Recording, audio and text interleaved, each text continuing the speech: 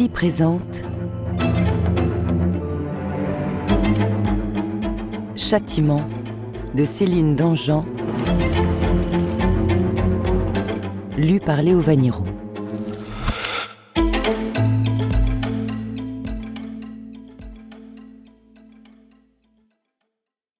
À Jean-Marc et Arnaud, mes deux frères bien-aimés. Partie 1. Ne savez-vous pas que votre corps est le temple du Saint-Esprit qui est en vous, que vous avez reçu de Dieu, et que vous ne vous appartenez pas à vous-même, car vous avez été rachetés à un grand prix. Glorifiez donc Dieu dans votre corps et dans votre esprit, qui appartiennent à Dieu. Première lettre de saint Paul apôtre aux Corinthiens. Chapitre 6, versets 19 et 20. 1991. La pièce est grande et sans l'encaustique. Le parquet resplendit, impeccable. Tout est propre. Pas un grain de poussière, ni sur l'immense croix où agonise le Christ, ni sur les étagères où reposent les livres sacrés et les manuels scolaires, ni même sur les rebords de fenêtres donnant sur le grand parc. Derrière le bureau, dressée contre le mur du fond, une horloge décompte le temps. Tac, tac. Quel âge as-tu, mon petit ? La voix est rêche. 11 ans. Tac, tac, tac, tac. Approche-toi. Encore un peu. À chaque pas, le vieux parquet grince. Au bout des chaussures où se réfugient les yeux, les rainures du bois forment de petits sillons polis par le temps et le frottement des chiffons enduits de cire. Redresse-toi et lève le menton. L'horloge est très haute. Le balancier poursuit son mouvement invariable. Le disque cuivré flirte avec les contours de sa prison circulaire. Tac, tac, tac. Ton corps a rompu avec l'innocence de l'enfance, et c'est pour cela que tu es ici. La phrase claque comme un coup de fouet.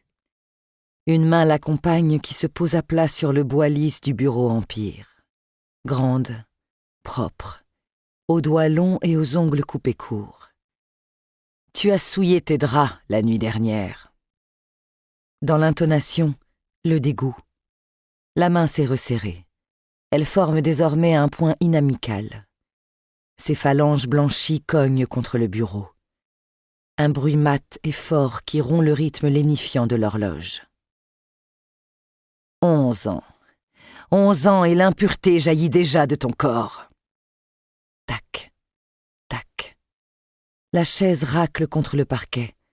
Les lames de bois geignent sous le poids des pas qui font une ronde dans la pièce avant de s'arrêter. Tac, tac, tac. Ton corps est le temple du Saint-Esprit.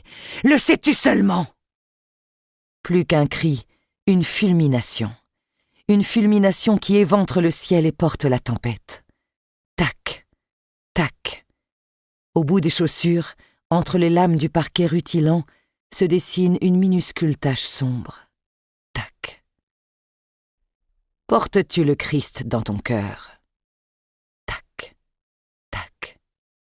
Un acquiescement timide du bout du menton. Le Christ est partout. Au réfectoire, dans le dortoir, dans les salles de classe.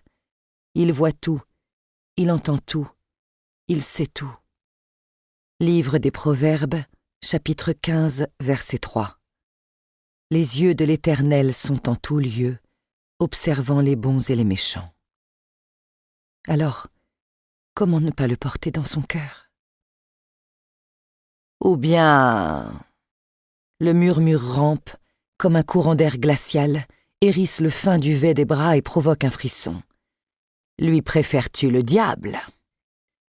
Le diable, la géhenne, le feu des enfers, la damnation éternelle, la souffrance, la tourmente perpétuelle de l'âme, les hurlements inaltérables des suppliciés au visage déformé par la douleur.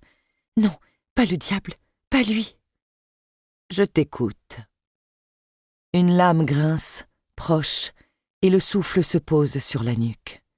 Après lui, un temps suspendu que n'auront même plus le tic-tac de l'horloge, parce que les oreilles bourdonnent de terreur. Je préfère le Christ. Tac, tac, tac, tac, tac. La tête résonne bien. Nous espérons que vous avez apprécié cet aperçu. Pour continuer à écouter ce livre audio sur Google Play Livres, utilisez le lien dans la description de la vidéo.